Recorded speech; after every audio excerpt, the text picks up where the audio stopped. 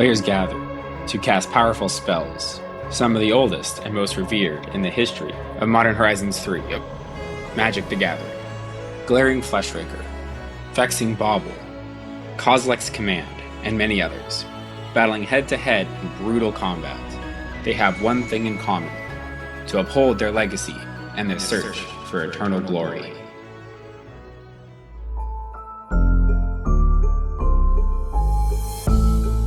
The Eternal Glory podcast is brought to you by the minds behind BoshNRoll on YouTube, ThrabenU University, and TheEpicStorm.com. This episode is sponsored by 3-for-1 Trading and Sparks Law Practice.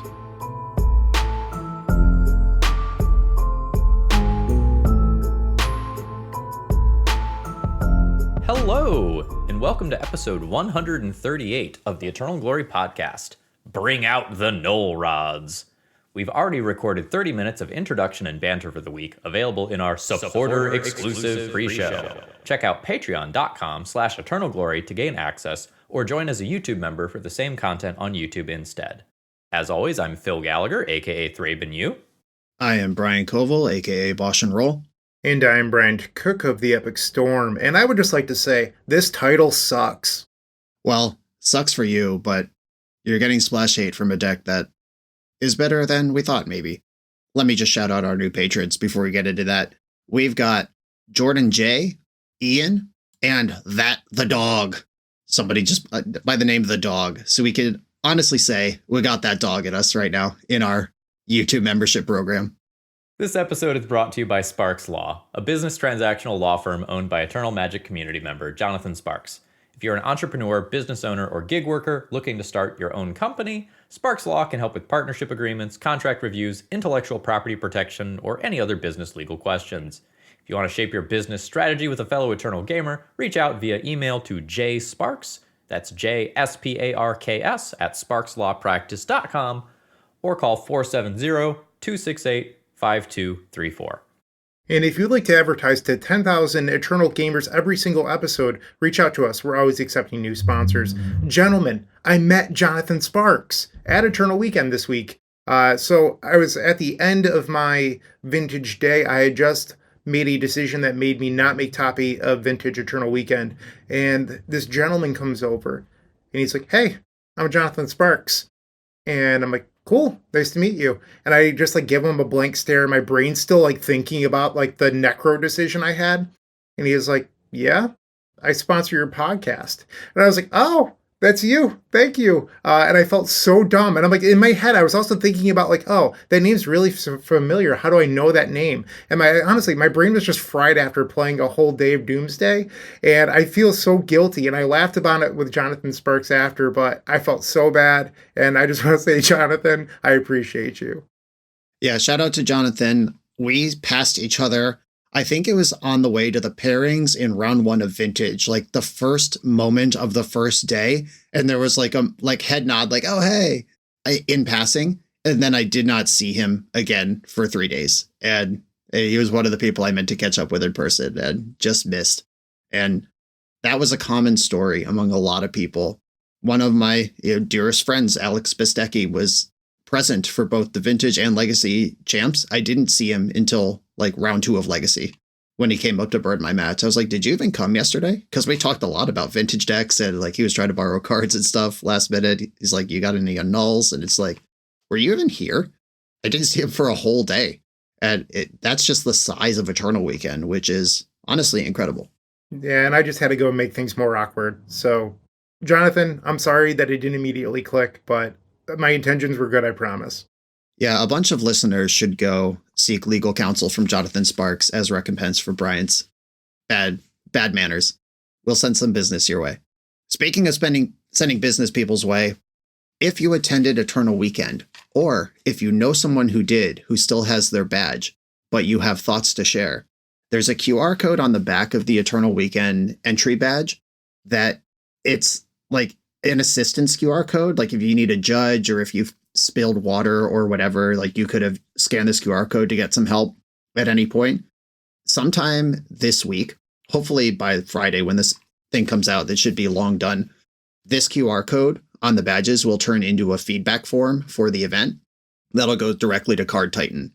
and they will compile that information, that feedback, and share it with wizards who are integral in what Eternal Weekend looks like every year. Individual TOs run it, but it is a wizards event ultimately. And if you have any thoughts or feedback, maybe to the tune of we missed playing for paintings, or why isn't Legacy a full 2-day, 15-round Grand Prix style event with a day 2 cut? Since it's a 2-day event anyway, with 1,200 people in it, we have the formula. Let's structure the event that way rather than an 11 or 12 round straight Swiss bloodbath mess of a tournament. Like, I would love to see a 2-day Legacy event. I want to play for paintings. Any other feedback like that? Nick Koss, the owner of Card Titan, he told me directly, please let it rip in that feedback form, because that's how he gets things done with Wizards, is the words from the players' mouths themselves. So find someone with a badge. I'm going to tweet it out as soon as the thing switches. Like, go find it on my Twitter or my Blue Sky. I'll post it on my socials. And if you have thoughts, share them. I will certainly be scanning my badge because I would like a Pauper event on Thursday. There's already an old school event, and I'm not talking about a little side event. I want Paupergeddon was this weekend. They had like 700 plus people, and I would love that for Pauper. So let's try to get one of those on Thursday as well. They mentioned that they didn't have luck a couple years ago with smaller side events, but that's not what I want. I want a full-on vintage champ style event for Pauper. Hell yeah. All right. Eternal Weekend, the Legacy main event. Our top 8, 3 copies of Mystic Forge combo, 1 Bant Nadu, 1 Cephalid Breakfast, 1 Rakdos Painter, 1 Death and Taxes, and 1 Dimir Reanimator.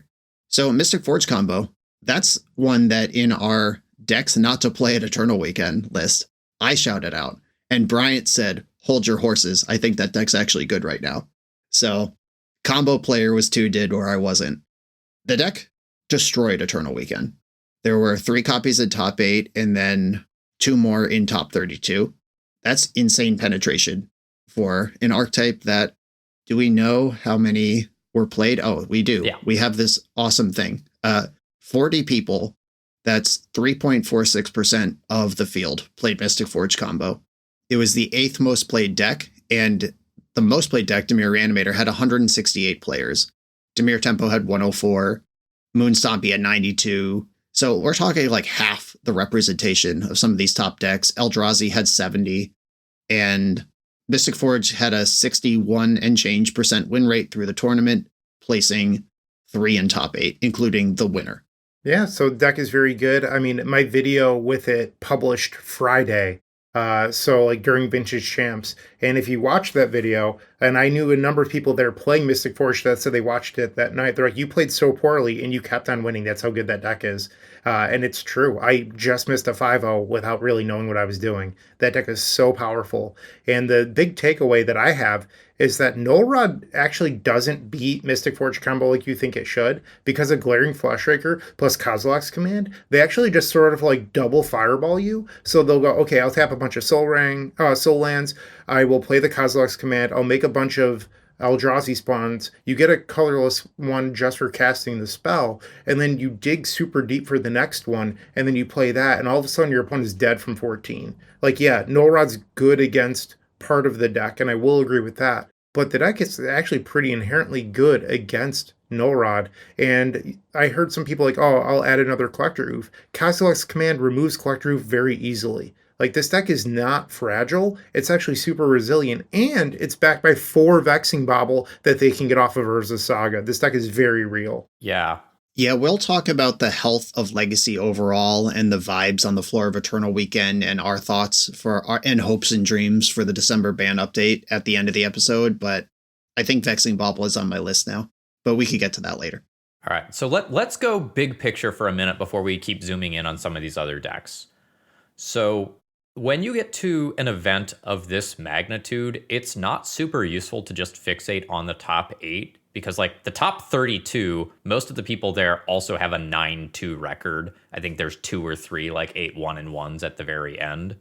So to kind of fill out the rest of the top 32 metagame, we have 5 Dimir Reanimator, Esper Control, 2 red Painter decks, 2 D&T, Blue-White Stifle Knot, Bant Nadu, Temur Rhinos, 2 Bug Beans, 2 Mystic Forge, 2 Dimir Tempo, Eldrazi, Esper Reanimator, Oops All Spells, Doomsday, and 1 mono blue tempo deck. Shout out Bug Beans. Phil, that seems pretty diverse. What's wrong? Diversity's good, right?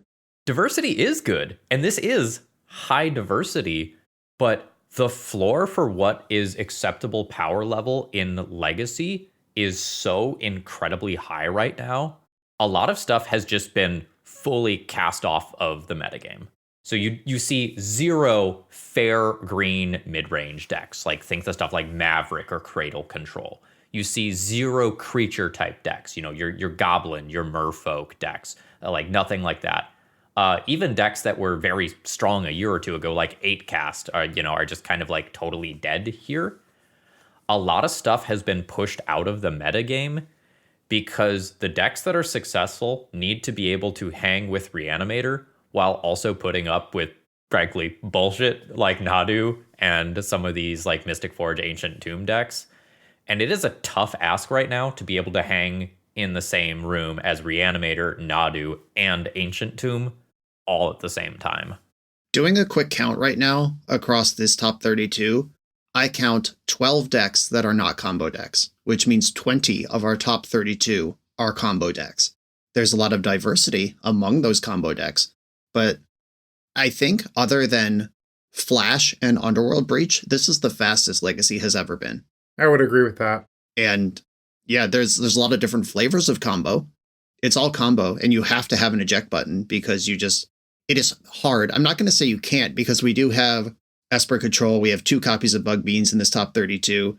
I didn't count Eldrazi as a combo deck, though 2 Glaring Fleshrakers can certainly end a game out of nowhere. Like, even that kind of has a button like that. It's a really fast time to play Legacy, and you have to be able to like heck and kill people. There is not a Jeskai control deck anywhere in sniff of money in this event. I think the reason's very obvious, but let's save it for a little bit later. Sounds good to me. All right, so I think some people look at the top 8 of this event and are like, oh, only 1 Reanimator. I thought Frog was broken. What happened? And I want to contextualize those sorts of claims. So Dimir Reanimator, despite being public enemy number 1, still puts up a 52% win rate, despite every single person in the room knowing how good that deck was. It's 14.5% of the metagame at 168 players. So, like, yeah, sure, there's one of those in the top 8, and then there's 5 more Reanimators in the top 32, and a handful of those other decks in the top 32 are also other Psychic Frog-based decks. So please don't look at the results of Eternal Weekend and go, oh, Frog isn't busted and warping. It's fine, we've adapted. We really haven't adapted. Yeah, we've adapted to be able to dumpster over the top of a 2-drop that slowly draws cards. That's what the metagame has adapted to. That's why we have 20 combo decks in our top 32. And while we're getting super numerical here, shout out to Matt Chow on Reddit, who posted the numbers that we're working off of. Yeah, so one of you mentioned Jeskai Control a minute ago. That deck got fucking bodied this weekend at a 43% win rate. And just kind of from the outside, my guess is that the raw speed of the format, paired with a large amount of Vexing Bobble in the room, just meant that it was very hard to settle in for the longer game that deck wants to play. We've arrived. Phil, this is it. This is why all of the combo decks are, 20% or whatever number Brian shouted out a few minutes ago. So those decks are all doing so well. We have all those different decks. 20 of the top 32 were combo. It's because of Vexing Bobble. It allows people to just force through their bullshit. And we're in this sort of triangle shape right now where you're playing Psychic Frog, and that's supposed to be really good against the unfair stuff. But then you have the prison decks playing Bobble, forcing out Control. And Control isn't in the metagame anymore to check all the fast combo. So you have Reanimator, which is sort of a combo deck. It's like a tempo combo hybrid. You have Dimir Tempo, and then you have Prison with Bobble, and then you have combo decks that can win through Bobble. Because all the combo decks that are doing well, they're Mystic Forge, which plays 4 of their own. You have stuff like Breakfast that can win through a Vexing Bobble. All of those those combo decks that are still around play their own to force through their bullshit and turn off Force of Will, Daze, Surgical Extraction, Force of Vigor. Like, Bobble was supposed to stop these things, but now it's enabling them to happen. And all of the decks that can't play their own Bobbles have disappeared. Like, even Doomsday has shifted to be a 4 Vexing Bobble deck. It's tough for me to sit here and be like, Vexing Bobble's a problem, because the joke is, LOL, Bryant doesn't like cards that beat him. And I get that, and that's why I've never said anything up until this point. But the reality is, it's warped Legacy, and there's a reason they restricted it in Vintage, because it changes what the format's about. Eternal formats are supposed to be about interacting. That's why Modern Horizons 2 introduced elementals, and Modern Horizons 1 increased more pitch spells, because people like interacting, and more early things stop stuff from like oops all spells being at the top of the food chain. And now we're slowly moving away from that with less and less control. Right. And I wasn't in the meetings where they designed MH3, obviously. I have not spoken to anyone about this, even though I do know some folks who are on the team. Maybe I should try to ask and see what they tell me. I can't imagine Vexing Bobble at the meeting where they were designing that card. They were like, how do we help combo beat Force of Will? I don't think that's what the card is for. And I think it's probably like, how do we help creature decks beat Fury? Maybe that's a real thing. Or how do we help creature decks or fair decks beat Solitude plus Ephemerate? Maybe that's a real thing. Maybe that's what we're talking about. Grief. Yeah, Grief was legal at the time. How do we let decks that play Llanowar Elves keep up with decks that play Lion's Eye Diamond? Maybe that's what they're talking about. But it all went the other way on that. It is the decks that play Lion's Eye Diamond and Mox Opal and whatever that are leaning all the way in. Bryant with the Epic Storm, that's been a 4 Veil of Summer main deck for a long time. It's part of your engine. And the fact that you can Veil of Summer into your own Vexing Bobble, and they can't even force your Veil because you have Vexing Bobble, it's twisted. It's disgusting.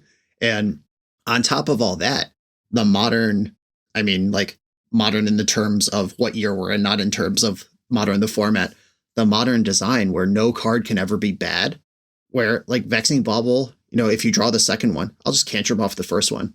Or if the game drags on to a point where now we're hard casting our elementals and we're not worried about casting for 0 anymore, I'll just draw a card. Whatever, that's fine. Or it's so stupid. Why does it cantrip? Why is it not okay to draw a second redundant copy of a high impact lock piece? And you just have to live with that. Like, why are we doing this? This is in line with like the change of the suspend rule, where now when a card comes off suspend, you can just decide not to cast it. Like cool lines like, my opponent's living end is going to come off suspend next turn. I'm going to pitch 2 Furies to kill all my own creatures and punish their face off. Now they just decide not to cast it, and that line doesn't exist. I think the new changes to combat, where you don't have to assign blocking orders, kind of in the same vein. The shift, this happened years ago, but turning Shroud into hexproof. No card can ever have interesting negative texture to it anymore. It all just has to be pure upside at all times. I honestly think that sucks. And Vexing Bobble is like a intersection of just flawed design, or maybe it's a great design for modern, but it hit legacy and vintage in ways that are disgusting. Like Modern Horizons is designed for modern. We're like, Ragavan is still legal and appropriate for modern. And it's just one of the like, oh man, remember Ragavan? That was bullshit in terms of legacy. Like Ren and 6 still legal and thriving and fine in modern. They are doing a pretty good job designing for modern, but the immediate impact of trickling down to legacy just keeps breaking in a way that really sucks.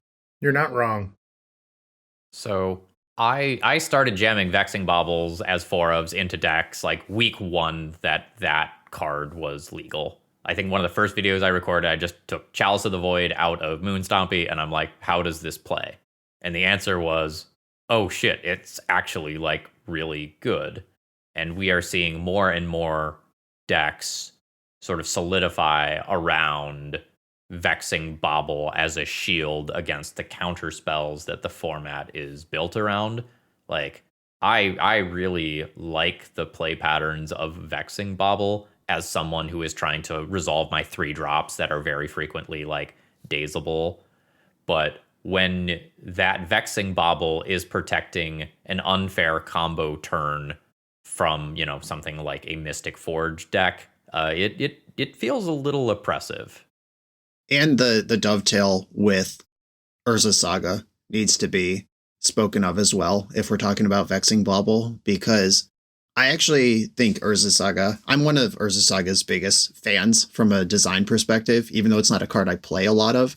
I think that thing's a masterpiece. Like the deck building cost of putting cool 0s and 1s to tutor for in the deck, but sometimes you have to draw them and maybe they're not that good. The ability to, the tension of, do I make a construct or do I cast a different spell? Knowing your land's going to disappear in 2 turns, how do we get the most out of it before it's gone? Like the land drop is one of the most constrained and precious resources in Magic. Like I think that it is a masterpiece of all the things that are going on with Urza Saga and things you have to think about. And I also really like, even though it beats me constantly, that combo decks innovated Urza Saga into their mana base to beat things like Deafening Silence and Null Rod post board, because they play a bunch of artifacts anyway. Like that's just really smart. Make those artifacts work even under a Null Rod by making a pair of 6/6s and beating your opponent to death. But the Vexing Bauble just pooping out at the end of the chain and then turning off a whole handful of permission, whether it made a construct or not, doesn't even matter. Like that's just another layer. If the combo deck had to draw it and cast it, maybe it's okay. Maybe that's just another Magic card we have to work with. Like that makes it similar to Veil of Summer. Like sometimes TES has the Veil of Summer, sometimes they don't. Sometimes they have the Bauble, sometimes they don't. But with Urza Saga, they always do. And they could just take their time. If you're not really pressuring them and you're sculpting a hand of a bunch of interaction, which is what you want to be doing traditionally to beat combo, and they just play this land that 3 turns from now, they're going to mind twist you and then go off. It's really messed up. As sort of a spin-off from Urza Saga here, let's talk about Moon Stompy, because, Blood Moon, great way to destroy Urza Saga. The Moon Stompy deck had super, super polarized results for the weekend. It slightly underperformed overall. I believe it was slightly below 50% win rate, like 48% or something like that, despite being very popular. But just looking at some of the numbers, it either beat decks or got destroyed by decks. So, for example, it had a 72% win rate versus Eldrazi. It had a 72% win rate versus Control, but 31% versus Dimir Reanimator, 38% versus Dimir Tempo, 33% versus Mystic Forge, 29% versus Doomsday. That was a deck where, like, if your matchup spread was good, you probably did fine. But if you played against some of the very popular decks of the format, you weren't hanging successfully. Also, notice in our top 32 breakdown, 0 copies of Moon Stompy. Not one made it in. Most of the other remaining popular decks had a slightly positive matchup spread. Kind of the stuff we talked about in our previous episode. Nadu, Cephalid Breakfast, specifically like the Bant Nadu deck, Cephalid Breakfast, Dimir Tempo, Painter, Doomsday. All of these decks did perfectly fine over the course of the event. And I think that is a symptom of even like comparing Red Stompy to similar decks like Red Painter. They have many of the same cards in them, but Painter has a combo at the end. Eldrazi has many of the same cards and play patterns as Red Stompy, but the Fleshraker has a sort of combo button at the end.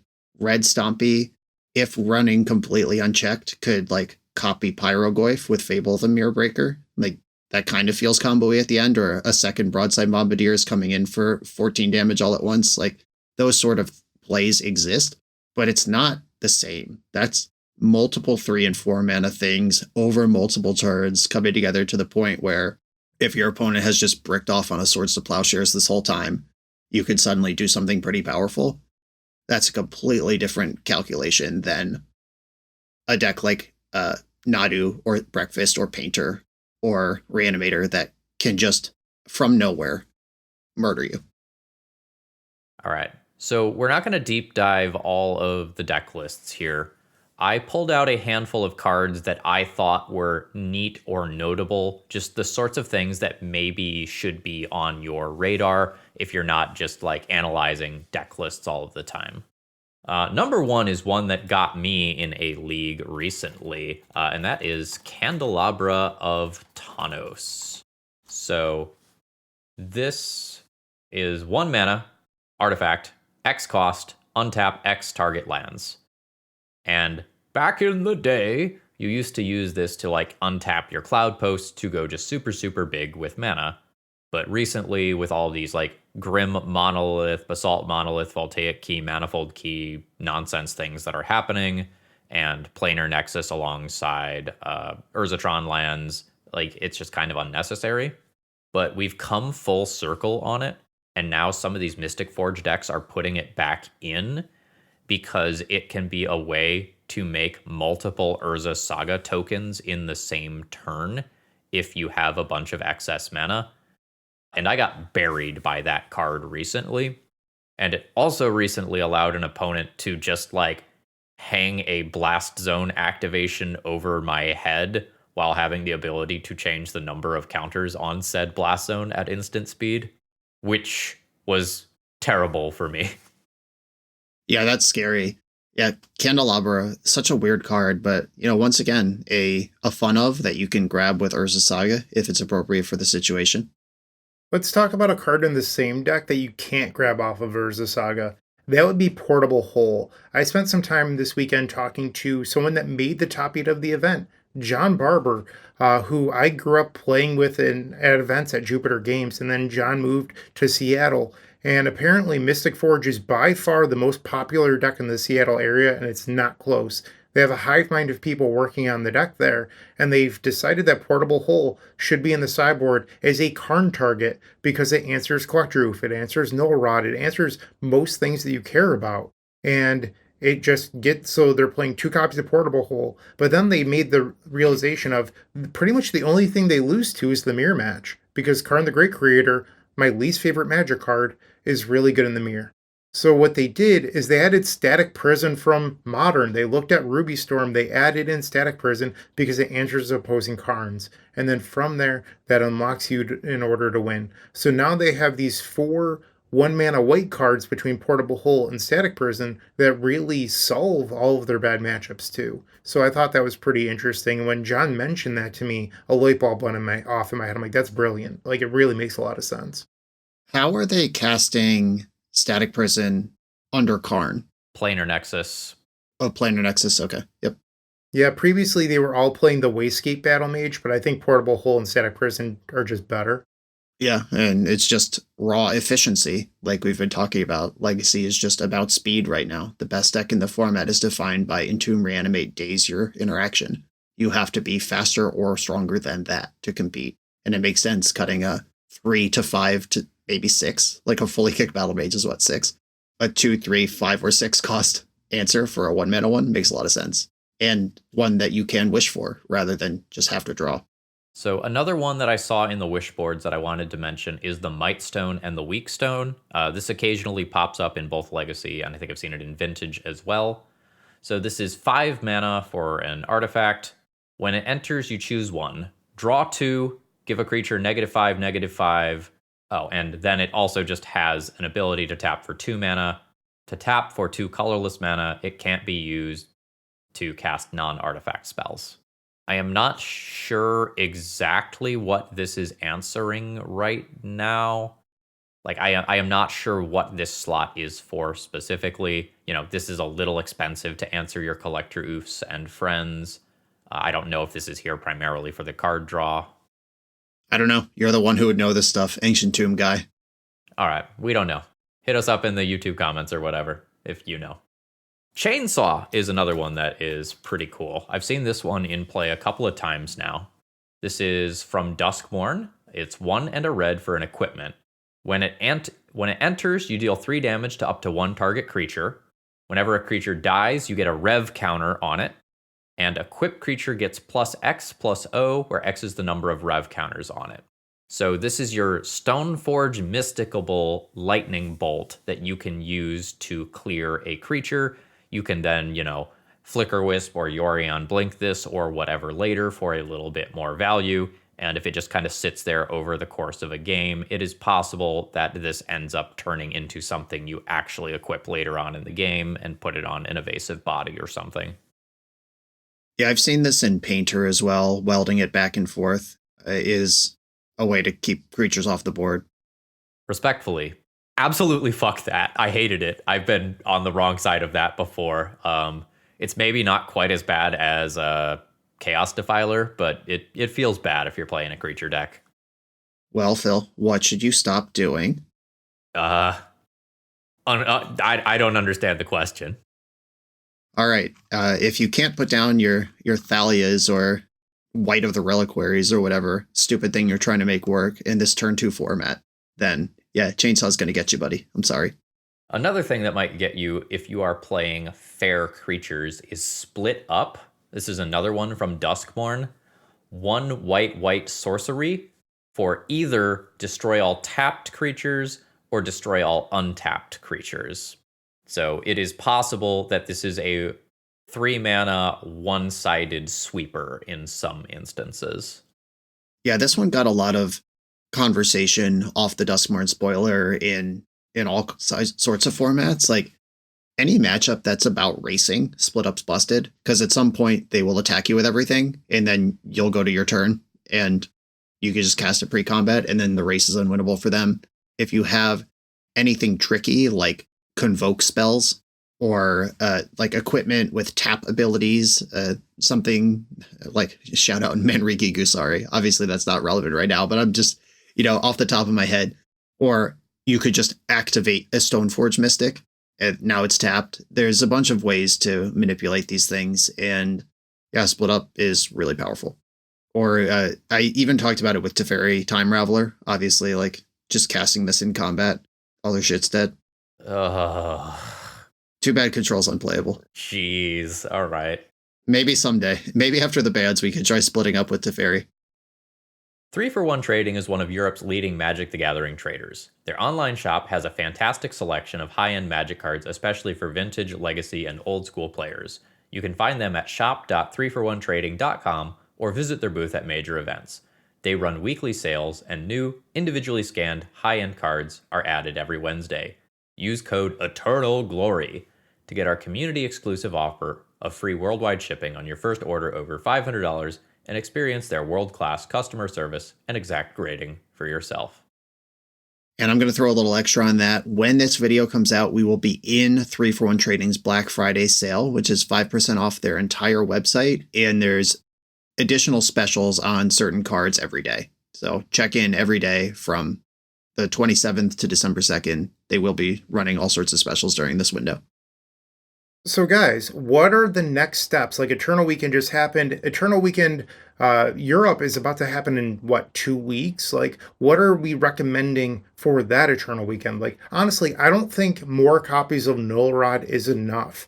Like, if I was a fair blue mage heading into that Eternal Weekend, I'd want a minimum of 2 Null Rod, but also I'd make damn sure that there's 4 copies of Consign to Memory in my sideboard. I think that's actually one of the best cards against the Mystic Forge deck, because it counters Vexing Bauble, which means your Force of Wills, your Force of Negations, Daze, all those cards are still live. But on top of that, it hits every card you care about. Kozilek's Command, Glaring Fleshraker, The One Ring, Mystic Forge, Karn the Great Creator, hits everything. And I don't like telling people to be on 4 copies of Consign and Null Rods, but it's just what you have to do if you want to keep this Mystic Forge deck in check. Also, actual dedicated artifact hate might not be a bad idea.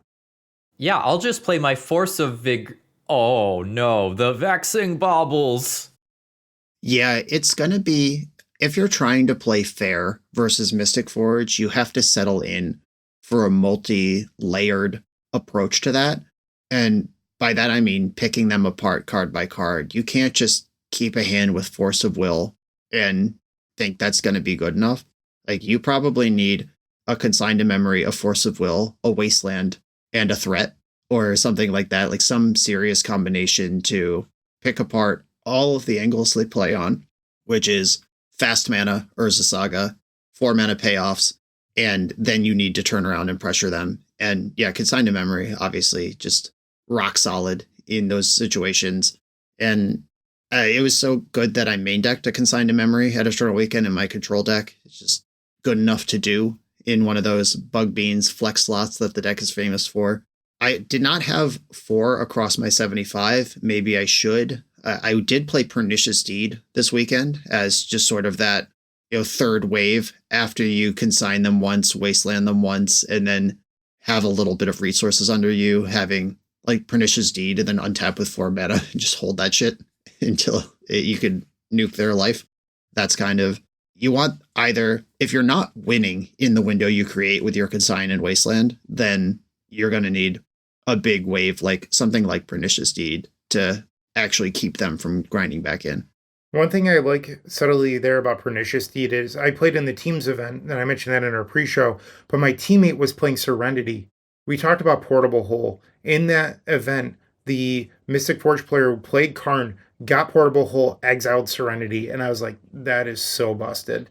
Pernicious Deed does not get hit by Portable Hole, just throwing that out there.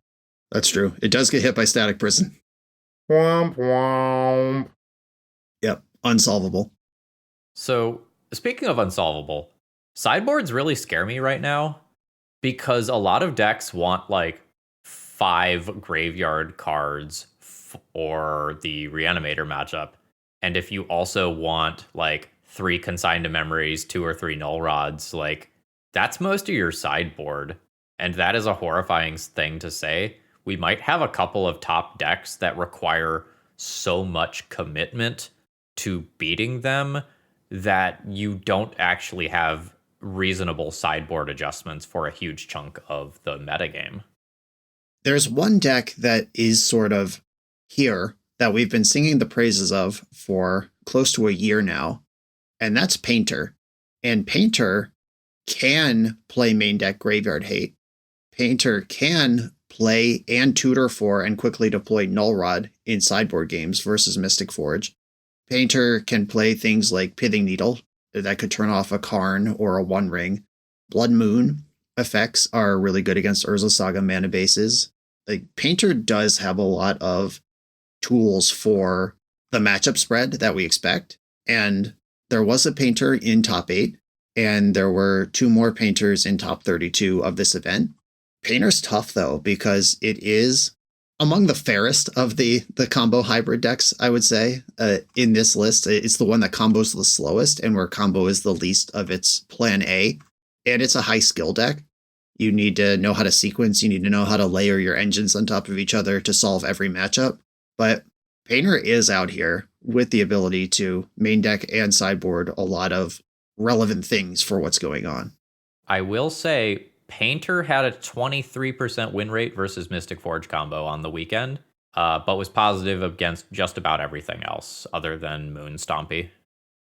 I spoke briefly to Ari Lax, who is the Painter player who made top 8, and he said he was eliminated by the Mystic Forge player who ended up winning the tournament in the top 4. And I was like, oh, well, I mean, that matchup sucks. And he seemed to have a plan where he wasn't that worried about it. And obviously, data playing out over many matches with many people tells one story, but also a Pro Tour champion and former Legacy champ who also top 4'd this tournament this weekend. One of the stronger thinkers who's had his hands on Legacy cards this weekend seemed comfortable with the matchup. And I forget exactly what the sequence was, but he described kind of like an annoying sequence of low outers that were hit that ended up knocking him out in a match, in a game where he felt okay to lose. So, I mean, maybe there's something there that the masses have not tapped into. So we are a few weeks out from the next B&R update. I believe that is scheduled for December 16th. So unless you are playing in the next Eternal weekend, you probably aren't going to be putting up with the format as it stands for very much longer. So one of the things that we'll kind of be looking to figure out in the next couple of weeks is what bans are necessary to get the format into an acceptable place. We're talking about decks that are very, very powerful, that are setting the bar for playability and Legacy very high. We're having trouble finding sideboard slots to appropriately adapt to the metagame. Even when people are gunning for these decks, the decks are still putting up a high win rate. We kind of live in this weird world right now where we waited too long to ban Grief, so Psychic Frog didn't get banned. And now we're kind of in the okay, Psychic Frog is probably going to get banned, but if it is just that, Are we just kind of living in the shadow of Perpetual? We didn't take out enough stuff at the same time. I think Legacy is due for a big one, a big announcement. Like, I think there are 3 cards that I want gone, and then there are another probably 3 to 5 that I think would be okay to mix things up. And I think we're due for that. All right, before we delve into that, this episode is also sponsored by a friend of the pod, Tim, aka Gold Saber. So Gold Sabertooth is doing a Kickstarter for a lot of really, really cool playmats. 9 bold and colorful playmats, a lot of them featuring iconic commanders, including Najila, with more and more and more of them being unlocked by stretch goals every day. There's some CEDH-centric stuff like Tivit and Timna. You can get 1, 2, not 4, or even 9 playmats if you really want to go hard on this art, which looks great, by the way. So if this sounds good to you, check out Gold Sabertooth, the Commander Pantheon on Kickstarter.com, or you can use our links in the episode description and feed to get there as well. There is a legacy stretch goal for this, which is going to be Reanimator, which maybe you don't love the deck right now, but the art should slap. Yeah, Tim drew that live on a Twitch stream. He has a Twitch channel where he live streams his art sometimes, and it is Archon of Cruelty in the style of Reanimate, like with the skeleton with like the arms up, but it's the rider on the back of the Archon of Cruelty with like the Archon on the bottom, and then there's a bunch of like cool stylistic stuff added on. I may or may not have the original art purchased and sent to my house. Like it might be in the mail right now. I'm very excited about this piece. Nice. All right. So you two were on the floor of Eternal Weekend. Tell me about the vibes on the floor. What were the people saying at the event? How are the people feeling? Well, in my matches, I heard a lot of bemoaning of Vexing Bobble. I faced personally a lot of Dimir decks. I didn't actually face a Vexing Bobble in the entire event. And what I heard was people just groaning about losing to the Mystic Forge deck. They're like, oh, opponent played Vexing Bobble, I couldn't force, and then I lost. Like, I heard that story a lot from the Dimir players. Like, that is what I heard throughout the entire event. And it's, like, I made the joke, like, I couldn't say that because no one would take me seriously, and that part's very true. But I started hearing this about a week ago from Pokimoki on Twitter, where he was just harassed for having this opinion. And then at Eternal Weekend, that theme got louder and louder, and maybe it could or should become a reality. I think most people have accepted that Psychic Frog is going to be banned and that this event was sort of a lost hurrah, but I don't want that to be forgotten about either. Like, if Wizards doesn't hear the fact that Psychic Frog needs to be banned, there's a chance that they think that Legacy might be fine because the Mystic Forge deck did well. So, like, keep your eye on the prize, but there's a lot of just like, oh, just Frog isn't good enough. Just Bobble's not good enough. Like, people want a handful of change, and I don't think that they're necessarily wrong, but I'll get to that once we start doing host opinions. Yeah, the vibe on the floor about Vintage was very good. I mean, we're not a vintage podcast primarily, but if we're talking about vibes, I don't want it to sound like Eternal Weekend was just a room full of 1,200 grouches. People are having a blast in Vintage. There's so many viable decks. They're all weak and strong against each other in ways that balance out in a healthy metagame situation. There's a whole space of tier 2 brewing you can do. Like Justin Gennari showed up with something of his own design that was not anywhere on the Goldfish front page, and he ended up 7-2 as well. Vintage rules right now. It's really in a really good spot. By comparison, Legacy, I don't think anyone was really having fun, like having fun in the space and stuff, but in terms of, wow, that game we just played was really good. That was back and forth. I made a lot of decisions, and they added up to matter. Maybe folks like Painter, who signed up to play exactly that game, and it's the only game their deck plays, but every control player just got mopped, sent home packing, myself included. 2 players on my deck did make top 16, and one of them only lost to the other one. Like Liz lost at X1 in the mirror match, And then the other person who beat her lost in the last round to both finish top 16 instead of top 8. So that was a deep run. And like it can be done, but even that is a Psychic Frog deck. Like I think that Psychic Frog sucks and needs to go. I think that Reanimate needs to go. We did a pod, it might have been our last episode, maybe 2 episodes ago. Is Psychic Frog enough? Is that enough of a ban to bring Reanimator back into line? And we had a bunch of like theory crafting about, is it Entomb? Is it Reanimate? Troll of Khazad-dûm is like a dark horse of enabling these strategies to a level they've never been before. I'm pretty set that Reanimate's my call. If it was my button to push, I would ban Reanimate. And I'm now firmly vexing Bauble, which was not on my radar at all a month ago. But now I think, yeah, that is actually broken and people shouldn't be allowed to do that. And then there's another tier of like Nadu.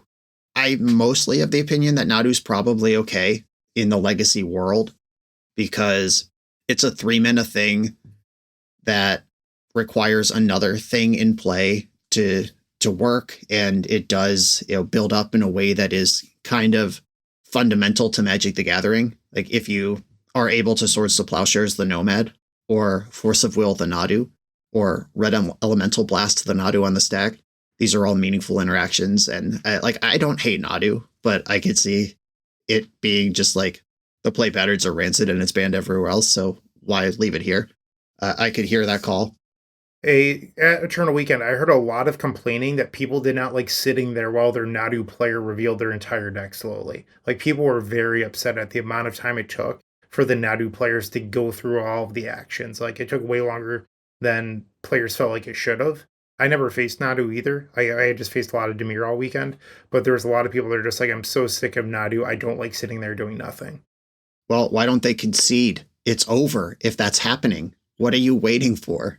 I don't like watching Storm count to 10 either. Like you could just scoop at some point. Like, whatever. You don't have to sit there. If your opponent flips 8 cards on their turn and then flips 8 more cards in your upkeep, you're dead. It's over. I don't know what to tell you. And maybe that is awful, but whatever. Yeah, I don't know that Nadu is in any capacity bannable on a power level scale within Legacy. I don't know that the win rates are there, but it's really bad play patterns. I think it makes for bad content. Like if an opponent starts Nadu comboing and I have a win on my own turn and I don't think that they can literally kill me, like I kind of have to play that out sometimes. Like I have literally paused my recording, went to the bathroom and come back and the Nadu player is still going. Like I wouldn't care if that did not exist in Legacy, but I don't know that I can pull the plug on it reasonably on power. Yeah, I think Nadu is cleaner than something like High Tide in terms of iterating to conclusion. It is literally legal within the rules versus something like Four Horsemen. So we have had more tedious things, but yeah, it does leave that small window. I think High Tide is the most apt comparison of just, maybe they'll whiff. I don't know. It's hard to keep people excited about Legacy if we have multiple eggs style decks where you just kind of have to watch your opponent combo off. We're seeing a lot of that with like the Mystic Forge One Ring deck. We're seeing it with Nadu. Prior to, when did all this stuff come out? This summer, last summer? Prior to kind of a lot of this stuff coming out, it was incredibly rare that I would just say like, okay, I'm going to update you at the end of turn. And now it's almost every video where I will just skip multiple minutes of gameplay because there's nothing worth saying happening. Gentlemen, Brian already said a little bit of what he thought should be banned, so I'd like to go back. I know that I said on the floor people wanted a handful of cards banned. I don't know if I'm at quite a handful. I do believe Psychic Frog has to go. That is something that needs to happen. I think that Vexing Bauble should go. Should. I certainly hope Wizards does, because I think having decks that are true control decks interacting to keep combo in check is a good thing. And this is coming from the combo player. And then after that, I am a little bit more murky. I do think that there should be a second card from Reanimator. I am less confident Wizards of the Coast will take that action. I think that if I would make a prediction. I think that Wizards is more of a wait and see type, or the people in charge are more wait and see. I could see them saying, let's see what happens with just Frog before we do another thing.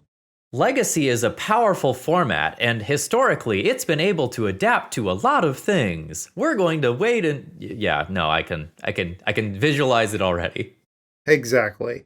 So I think the first two have to happen, but after that, I'm less confident they'll do anything. So I'm not sure if they'll take another action against Reanimator. And then here's the thing that I actually do believe is going to get away with it. Eldrazi doesn't play Vexing Bauble, right? Like it's a Chalice of the Void deck. And so far, we haven't listed a single card out of Eldrazi that should be banned. But Eldrazi is at the top of the format. Yeah, it's not very good against Blood Moon. Moonstompy did well against it. If Vexing Bauble goes, does Moonstompy stay high enough up in the format as a Chalice of the Void deck? Because I imagine they would just swap Vexing Bauble and Chalice of the Void. If Moonstompy swaps back, is their meta percentage high enough to keep Eldrazi in check? Can control decks keep Eldrazi in check with Sowing Mycospawn running around? Because from what I hear from control players is that's the card that beats them every time. Sowing Mycospawn being cast triggers is too good. And this is coming from people that are also playing tons of Consign to Memory. Like, it's just so hard to beat the Eldrazi deck. And what do you point at? Like, I've heard some people say it's Glaring Fleshraker. I don't believe that. I think that those people just don't like losing to things that aren't attacking. As someone who's played the Mystic Forge deck, it is not the card that makes that deck broken. It's really not. So I'm interested to see what Wizards thinks of the Eldrazi deck because I'm not sure what card I'd actually tackle out of that deck. Personally, I think it's probably Sowing Mycospawn, but I'm also open to being wrong. I think that Sowing Mycospawn is extremely frustrating if you are trying to play fair Magic in any capacity. And the cast triggers and creating multiple of them is really difficult for anyone to keep up with. But I could also see reasonable arguments for Kozilek's Command, which is kind of a weird one. It's not like screaming, look at me, I'm broken, the way some of these other cards are, but I actually have a huge problem. I think of all the Modern Horizons designs, including Ragavan, Ren and Six, Hogak, whatever, I think my sensibilities are most offended by a Kozilek's Command. Like the giving Ancient Tomb decks both Ancient Tomb, one of the most busted lands ever printed, getting access to break the rules of Magic by jumping ahead just at the cost of putting that land in your deck. Normally the cost is there's only certain things that are worth doing with that much colorless mana in a deck that's going to go that fast, that the life total doesn't add up and end up getting you. Like you can't really Ancient Tomb into Jace the Mind Sculptor and expect to win a lot of games. But the cost of doing business in that colorless soul land deck building space is you're weak to some stuff. Like you have to dedicate 4 sideboard slots to Dismember so you could handle Collector Oof. You have to play a bunch of Fairy Macabres and Surgical Extraction so you can handle Reanimator. Like sometimes you just get clocked by Delver. Like Delver on the play versus Ancient Tomb. That's a play pattern we've talked about for years on this podcast. That's just something they are weak to because they don't really get to play good removal. Kozilek's Command is just all of it. And if there's nothing else to do, just bank a bunch of mana and look at 6 or 7 cards. And then next turn will be busted anyway. Like it just can't be bad, as at the floor it cantrips, and you could just tap Ancient Tomb to draw a card. Like that's the floor of that. It's so egregious that it's just never bad. And you can cast it off colorless mana. I think that card is so stupid and fucked and disrespectful of the archetypes that we've all grown to understand, the color pie that we've all grown to understand. That's one that I wish I could unprint more than any other card from any non-standard release. It's so stupid. That's how I feel about a lot of cards in Modern Horizons, where I'm like, is it good enough to be banned? I don't know, but I don't think it ever should have existed. That's how I feel about a lot of these cards. Vexing Bauble, Sowing Mycospawn, Kozilek's Command. Like, to me, Kozilek's Command is a weird card to ban because there's never been a card like it. So, like, have I ever seen a card like it banned before? So, like, it's, like, weird to picture in my head them banning Kozilek's Command because have they ever been anything similar to that, right? So I'm not saying you're wrong. I'm just saying, like, traditionally they haven't done that. Like, do you think if you're Wizards, do you look at Eye of Ugin instead? Because that's a card that has been banned before. Like, it's just another thought that I have, which could be entirely off base. Yeah, and I agree. Like, none of us have ever actually been in a BNR meeting. None of us know how to balance a format, and these people do it professionally. And I think a lot of the times the armchair legacy gamers at home thinking they know everything that it would take to balance legacy are kind of assholes. And I'm trying not to be that asshole right now. But yeah, like, I think you have to ban what is creating the problems. And something like a colorless Eldrazi deck that could Sowing Mycospawn and send your opponent to hell on turn 2 just by playing these fast lands should not also have passive graveyard hate, efficient removal that also cantrips available to them in one card. And maybe that just shouldn't be there. Maybe that is breaking Ancient Tomb as a shell. I feel like if we compare Kozilek's Command to Fable of the Mirror Breaker, which I think it has a lot in common with, Fable is a 3-drop that takes multiple turns to get ticking, and there's points of interaction, but you do get power, like big value off it. Kozilek's Command is way better than Fable in most situations. Like, Fable's not going to take the damage off you from Delver of Secrets bearing down. Fable's not going to exile Psychic Frog. Fable's not going to save you from Entomb Reanimate. It's just... And Fable feels unbeatable in a lot of situations. And Kozilek's Command is just a more fucked up thing to do with an Ancient Tomb than Fable is. So offering a different perspective here, I think I would be going after Glaring Fleshraker. I think Glaring Fleshraker allows those Eye of Ugin turns to be batshit insane instead of just extremely strong. Sort of like how Delver is fine when Delver is a Delver deck, and Delver is not fine when Delver is also a Reanimator deck. I think Eldrazi is fine when its primary win condition is attacking you with Eldrazi. When it can completely ignore that axis and also just burn you out via Glaring Fleshraker or multiple Glaring Fleshraker, I think that becomes a problem, because tools that previously could beat this deck, like, you know, your moats, your ensnaring bridges of the world, just fully become a joke in the face of Glaring Fleshraker. And there is no longer like I stabilize versus the board with Glaring Fleshraker existing. Especially, you know, if you are doing some sort of like one ring nonsense beyond that, like Mystic Forge is doing as well. Yeah, I think that's a reasonable take as well. But no matter how we slice this, I think Legacy is 3 cards away from being, you know, enjoyable, and maybe 6 or 7 cards away from being healthy. And I hope Wizards, I honestly hope that they're feeling some guilt about letting Grief ride as long as they did, because they knew it was wrong to do that. They were told by their internal Legacy expert not to do that, but they did it anyway. And now we have this messed up Psychic Frog format for 3 months that was completely avoidable, including hitting both Eternal Week or all 3 Eternal Weekends that would have been avoidable. I hope they feel so bad that they really go to the lab on this one and come out with something big for us. If I were in charge of pushing the buttons here, I wouldn't mind pushing the buttons on 3 to 6 cards, lowering the overall power level of the format, and then, you know, kind of allow us to make some real metagame adjustments that are meaningful, rather than struggling to keep our head above water versus a couple of decks that are clearly better than the other stuff going on in the format.